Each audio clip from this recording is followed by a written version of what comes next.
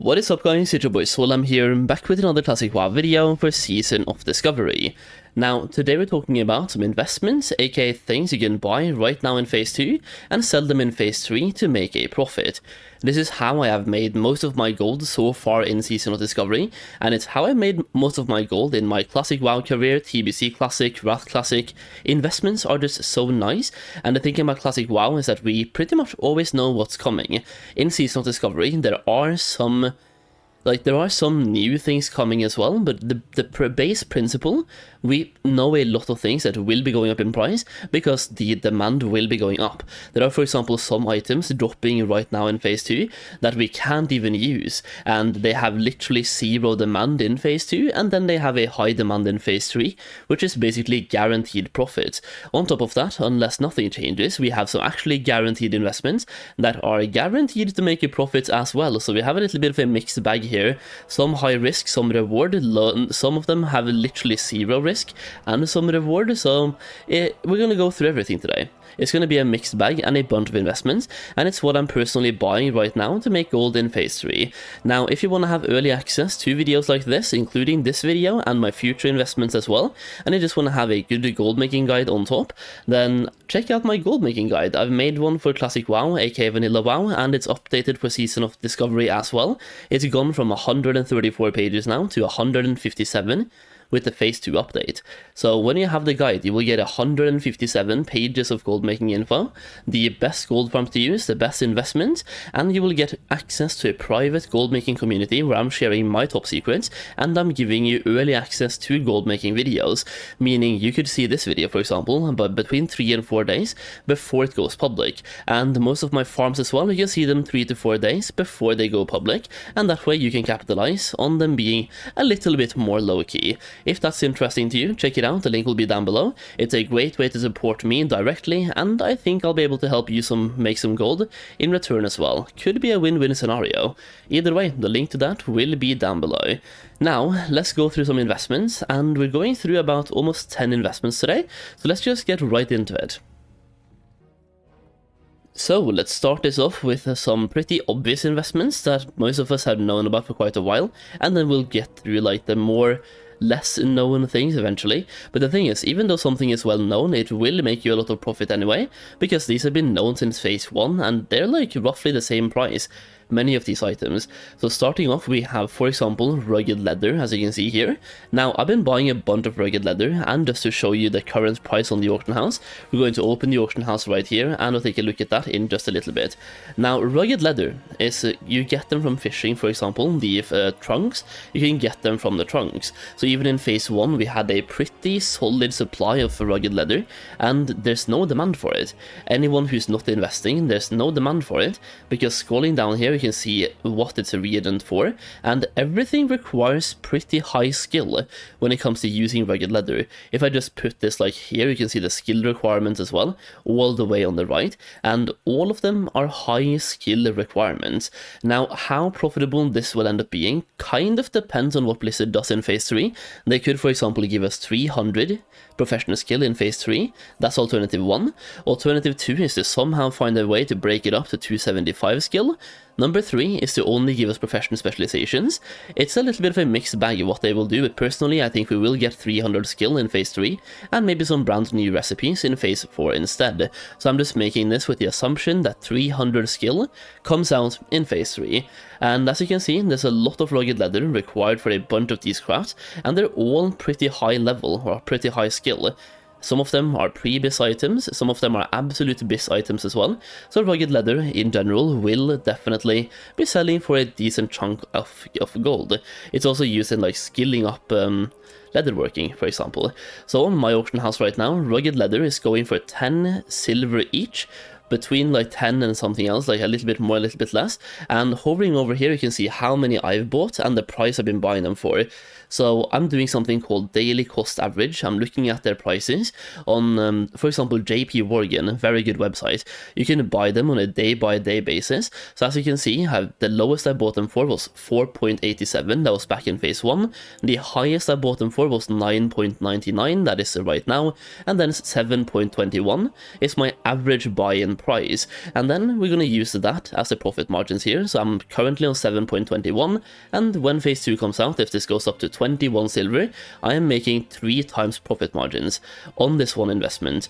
Now I'm sitting on 1,600 rugged leather personally, as you can see right here, so I'm kind of invested into this, but once again it's only 10 silver each, so to spend, that's like 160 gold right now in rugged leather, which isn't really the most amount of gold you can put in. I can definitely put some more in, but at the moment on my auction house I'm trying to wait for them to go to 8 or 9 silver and then I buy them. So 10.7 to me is a little bit on the expensive side because I know they dip even further down. So instead of buying these, even though they are technically cheap, I'm just gonna wait. And we can even compare this to, for example, thick leather, the one we currently have in phase 2. That one is also 9 silver on my auction house. So the phase 3 leather is almost the same price as the phase 2 leather. To me, there's no way that remains the same in phase 3. So this investment is pretty safe, I would say. Next up on the investment list, we have the Bolt of Rune Cloth. As you can see, the current price on my auction house is between 44 and 50 silver. You can see there's one of them, or 4 stacks of one, for 44 silver each. They're also going all the way up to 50, and there's quite a few of them for 50. Now, compare this to, for example, a Bolt of Mage Weave, the bolt we have right now in phase 2. This one is 96, twice the price for a Bolt of Mage Weave, and then Bolt of Rune Cloth is literally half the price. Based on that, I think Bolt of Rune Cloth will be profitable even at the current price. And I've been buying quite a few of them. That being said, I did buy a lot of them in phase 1, so you can see I have 1,113 bolts. And my average buying price is 26 silver. I've also been buying them for up to 31.78 in phase 2, but they have been going up quite a bit since then. So at the moment, when they dip below 40, that's when I buy. That's like my buying signal, so wait until they dip below 40 and then buy them. The thing about prices is that prices will be very different from server to server, so once again, using a website like JP Morgan, you can find the average prices on your server in the last 24 hours, 2 days, 7 days, 2 weeks, or even a month. So you can see how the price is moving and then just find a buy-in price that you personally are comfortable with. Now when it comes to Rune Cloth, this one is used in a bunch of different crafts, and we'll take a look at a couple of them right here. So we have the Bolt of Rune Cloth. Scrolling down, we can go to Reagent 4 using Wowhead once again, right? Rune Cloth right now used for absolutely nothing. No demand for this, unless you're investing. That's the only demand. Now, that's going to change heavily next phase. Like, we see a bunch of tailoring recipes. 6 bolts, 10 bolts, 6 bolts, 4, 4, 8. 8 for the bottomless bag as an example right there. So this one will definitely have an increased demand in phase 3. The only thing is we don't have anything like the white bandit masks from phase 1, where you're spending 1 bolt to make something, and which could be like a disenchanting shuffle, right? The only ones we can find here are ones requiring 3. So Frostweave Gloves is 3 plus 1 Essence of Water. Alternatively, this one, Ghostweave Belt, also 3. Scrolling further down, we can have a couple of 4s, but the lowest we have is 3. Well, 2 here actually for this one, but that's like the Ogre Tannin, so that one doesn't really count at all, man. But yeah, the lowest we have is usually 3, so we'll see how that affects the market. It doesn't really give it a good bottom price, but I would be very surprised if this one doesn't break over 1.5 gold in phase 3. So 1.5 gold at the moment, 44 silver, that is a 3 times profit margin. I can even see it go way over 1.5 as well, but I think 1.5 will be the average price in phase 3. And then maybe at the beginning it goes even higher, so 2, 3 gold, 4 gold. 4 is like a little bit of a reach. But 2.5 and 3 gold, I can see that happening. Now next up, Stonescale Eel. Stonescale Eel is used in further crafting the Stonescale Oil, as you can see right here, and Stonescale Oil is used in crafting in the various flasks. Flasks of Petri, for example, 10 Stonescale Oil, but I mean, those won't really be used much. But Elixir of Superior Defense, I can see this one, for example, being in a waylaid supply crate. Just like the greater defense one, so that could be happening. But it's also just good for tanks, 450 armor for 1 entire hour. You also have Flask of the Titans, so this one requires 10 Stonescale Oil, 30 Grom's Blood, and 1 Black Lotus. Now, the thing about flasks is that many of them are usable from level 50. As you can see, it requires level 50 and 300 alchemy to make. So flasks might be on the table for phase 3, and I know quite a few of you might be watching this and saying, Black Lotus will be very hard to get in phase 3 at level 50, and on a surface level you would be correct. But so far, when it comes to herbalism and mining and materials, we've had the Season of Mastery changes. For anyone who played Season of Mastery, we got increased elemental earth, for example, from Wild Steel Bloom and stuff like that. We're getting that right now in Season of Discovery. Elemental fire from Sungrass and Firebloom, and also elemental water from things like Life Root. So different herbs gives you additional elements, and even mining. I think Mithril gives you elemental fire. I might be wrong on that, but I'm pretty sure they do. Mining Mithril, and it's an increased amount. So you're getting way more of those, which was a Season of Mastery change, by the way, which came in the last season, which means we might have the profession changes from SOM in Season of Discovery. If that's the case, we had one more change in the last season, which allowed us to randomly loot Black Lotus from high level herbs, which means if you picked up a Plague Bloom in Eastern Plaguelands, for example, there was a very small chance, roughly 1%, to pick up a Black Lotus as well, which means Black Lotus might be really on the table in phase 3, and flasks might also be really on the table. So getting some Stonescale Eel and making the oil, so just keeping them as heal eels as well, could be a good gold making strat or investment for the next phase. Now, looking at the current auction house for me and Stonescale Eel, these have been jacked up in price a lot, and thankfully my TSM has like a percentage of the market value for me, so 283%. That's not a purchase, like I'm not buying that, but you can take a look at the average price at the moment. 5 silver each looks to be roughly the average, so anything under 5 to me would be a good purchase. And you can see I do have almost 1,000 of them for about 5 silver each. That's like 50 gold in Stonescale Eel. I should have way more, so like if they keep going down, I'm just going to buy more of them.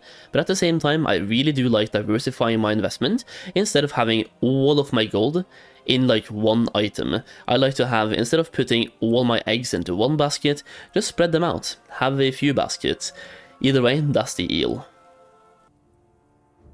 Next up on my list of investments, Shadow Silk. This one I don't have too many of, and I have been buying it for a little bit, but I also been waiting for the prices to drop. But at the moment, they're like 13 silvers. At the moment, they're not too bad, but I would like to see them close to vendor price. And the 10 that I bought, or the 30 that I bought them for literally vendor price. As you can see, the market value is 10 silver and 97 copper. 1 silver over vendor price. So if you can get them that cheap, if you end up losing, you can literally get 90% of your gold back from vendoring. So you're losing 10%. The downside here is really low, and the potential upsides are massive, because right now Shadow Silk is used in absolutely nothing, but when the next phase comes out, it's actually used in stuff. As you can see, Shadow Silk is used in these crafts, and they're all high skill. The only thing right now is the Parachute Cloak that you can use it in, which actually you can't, can you? Well, yeah, you can. You can use it in the Parachute Cloaks 225, but for tailoring, actually Shadow Weave Pants 210, and even Shadow Weave Robe 215, but as you can see, it's used in Shadow Weave Shoulders for 235, and Shadow Weave Mask for 245, which is a lot of shadow spell damage, by the way, and the Shadow Weave Gloves as well. So this one, once again, just, it's almost at vendor price. Might as well pick it up, right? Plus it's used in a couple of crafts that are usable later down the line, and people might want to buy them just to skill up tailoring. And at the moment, thanks to tailoring being so good in phase 2, quite a lot of people do have tailoring. So it's just like a different type of investment. Now, let's go through some rapid fires. Golden Pearl. Golden Pearl has been jacked up in price a lot, but I have 78 of them, and you can see I bought 102 for the average price of 5 gold each. Now, when it comes to these, just try to let them go as low as possible, and buy them as low as possible. For 20 gold each, that is not a purchase I would personally do. As you can see, it's 230% of the market value, so if I was to put out a price here, 8 gold. Anything under 8 gold to me sounds like a pretty good purchase, and you're pretty much almost guaranteed to make profit on an 8 gold Golden Pearl, but it's still a little bit risky. But 8 gold to me, that's a good price. Anything less than 8 and you're golden. Golden. And then we have Recipe, Limited Invulnerability Potion. I hope I said that right for once. Now this one as well has been jacked up in price a lot the last few days, but this one was going for, and you can see the market value, 6 gold. It's currently 14. Now, to me, the cheaper you get this, the better, but it's a potion that people really want to have in the next phase. It requires 250 alchemy to make, so nobody can make it right now. The demand is literally 0 outside investment, so low demand, and we have a supply. I don't know how big the supply is, but we do have a supply. A certain supply, absolute no demand, bottom price. Next phase, demand goes up quite a bit, so you can definitely make some gold on this recipe as well. Just try to get it as cheap as possible, and to me, based on the market value being 6 gold, I would say try to get it for 6 gold or less. The lower, the better, but 6 gold or less for this one. Now, we also have large radiant shards. This one is a little bit more low-key, and it's an investment I don't really see people talking about, but they're selling for 30 silver each. Now, how much you should buy them for is kind of up to you, but 30 silver at the moment is a pretty okay purchase price. It's not the best, but it's in the yellow, so 95%, which is alright, and the thing is, these at the moment have a supply, and people are getting them from Disenchanting Blues, but we can't use them for pretty much anything. Now, that will change drastically in the next phase, and I'm just going to open up Wowhead one more time here. So, opening up Wowhead, large radiant shards. As you can see, they're used in a few crafts, but they're all like enchanting 240, 245, 250, 250, 235, and 245. It's for example used in stats on the chest, greater impact on weapons, minor haste on gloves, riding skill, frost resistance, and greater striking. It's used in quite a few good enchants, but they're all very high skill, which means nobody can use this item right now in phase 2, but that will change in phase 3, and to me that just signals that once again there's a 0 demand for it at the moment, and this demand will be going up next phase. So I feel like even for 30 silver, this is actually a pretty good purchase, and just to prove that, you know, I'm just going to buy the ones that are here. For 30 silver, I'm just going to buy pretty much all of them.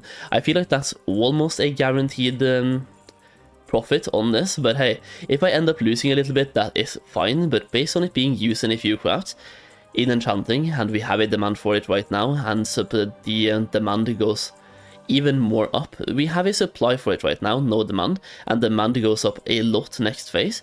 It seems like a pretty good investment to me. So putting the prices back to 33 silver, right there on that one. Now, another item that I have been picking up very close to the vendor price is Star Rubies. The Star Rubies fluctuate a lot because they are used in the sniper scopes that people have if they have 240 engineering on the alliance side, which I personally do.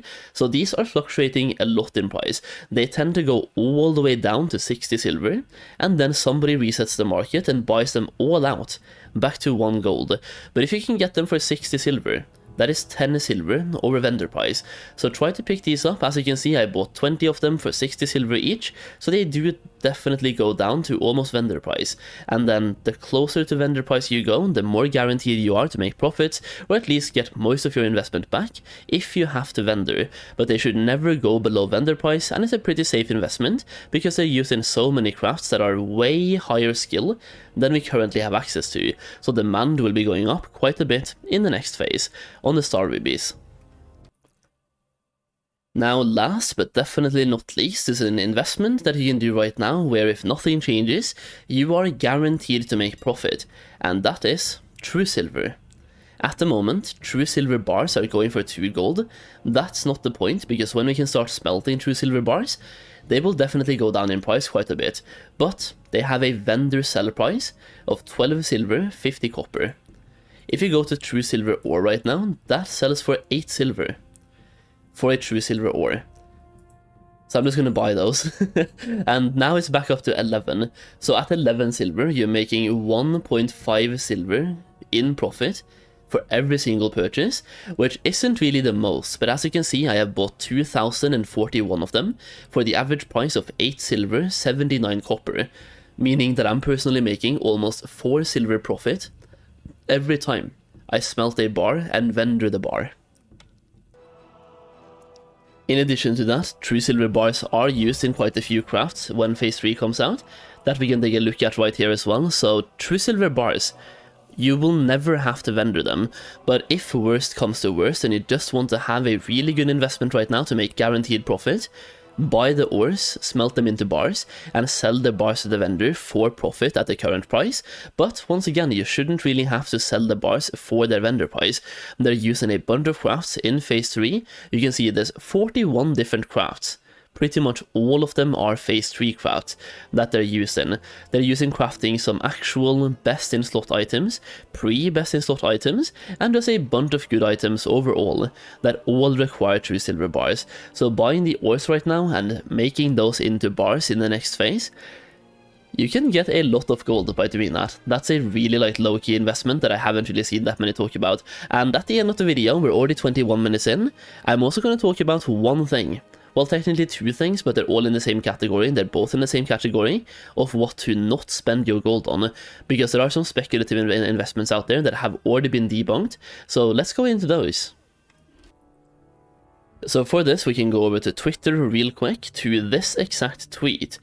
I hope you're having a good day, Angwend. Wanted to ask your thoughts on towards people stockpiling troll tribal necklaces and waste underwater pouches for phase 3. I know this is a long time away, but I wanted to ask if it would be nerfed like the PvP tokens and waylays. Now, Angwend already said this will not work at phase 3's launch. We have tried to be pretty clear that this is not something we are going to allow each phase. So if you have tried to stockpile on those, probably try to offload them before word goes out, but that's an investment that will not be working.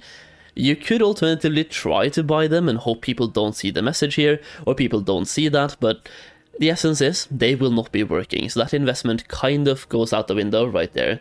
Either way, that's basically the video on my investments. I will probably make another investment video after a while talking about my investment portfolio and how much gold I have in what. At the moment we have a TSM ledger of, let me just open TSM. I have about 2.2k on this character, and we have a TSM ledger of hopefully 4k-ish? 3k, okay. And that's okay. Yeah, so we do have a lot of gold, and I'm hoping to double this in phase 3 with some of the investments. I'm also trying to put these remaining 2k into as many investments as possible. I'm spending a lot of gold all the time to craft the things. As you can see, my bag is constantly full of things I'm trying to offload on the auction house. But either way, that's the video, that's all of my investments, advice for now for phase 3, and I really do hope this will help you make some gold between now and phase 3. So, if you enjoyed the video, leave a like down below. I'm also going to be live on Twitch pretty much every single day, so if you haven't followed me on Twitch, if you would, I would be very thankful. So if you want to see me stream, once again, Twitch is the place, and the link will be down below. Either way, thank you so much for watching, and I'll see you again very soon.